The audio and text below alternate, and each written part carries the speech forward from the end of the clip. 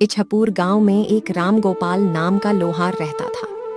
उसका एक भरा पूरा परिवार था जिसका लालन पालन करने के लिए उसे कई बार दिन रात काम करना पड़ता था।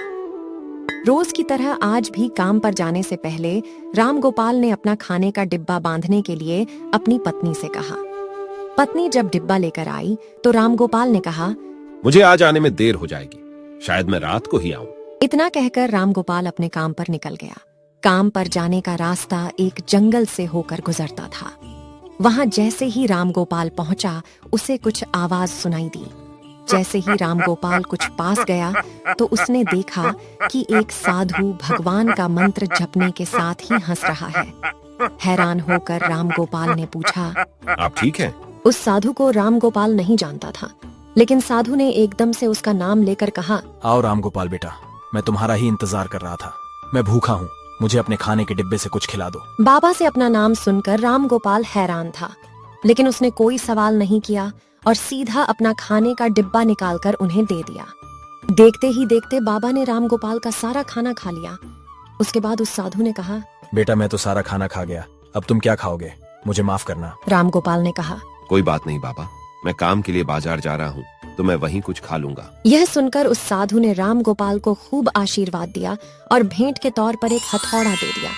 राम गोपाल ने कहा, आपका आशीर्वाद काफी है, मैं इस हथौड़े का क्या करूंगा, इसे आप ही रखिए। साधु ने जवाब देते हुए कहा, बेटा ये मामूली हथौड़ा नहीं है, ये जादुई हथौड़ा है जो मेरे गुरु ने मुझे दिया था और अब मैं तुझे दे रहा हूँ क्योंकि तुम्हारा दिल साफ है। इसका इस्तेमाल अच्छे कामों के लिए ही करना और किसी दूसरे के हाथ में इसे कभी मत देना। इतना कहकर वह बाबा वहां से अदृश्य हो गए। राम गोपाल अपने हाथों में हथौड़ा लेकर बाजार काम करने के लिए चला गया। औजार बनाने से पहले उसके दिमाग में आया कि आज इसी हथौड़े से लोहा पीटता हूँ। जैसे ही उसने लोहे पर हथौड़े से चोट मारी वो सीधा औजार बन गया। दूसरी चोट में लोहे के बर्तन बन गए। राम गोपाल समझ गया कि यह सही में जादुई हथौड़ा है। वो जो बनाने की सोच के साथ लोहे पर चोट मारता, लोहा सीधा वहीं बन जाता।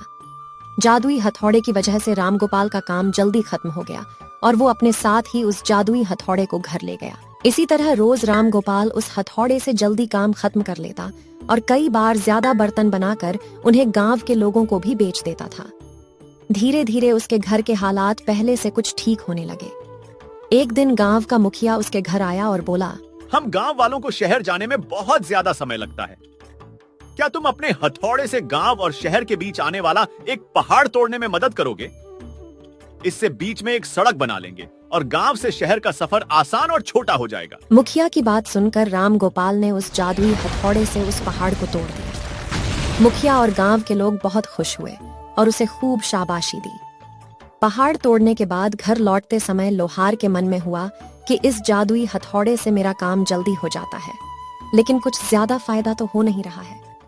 इसी सोच में डूबे हुए लोहार घर जाने की जगह दुखी होकर जंगल की तरफ चला गया। उस जंगल में वही साधु बाबा लोहार को दोबारा दिखा।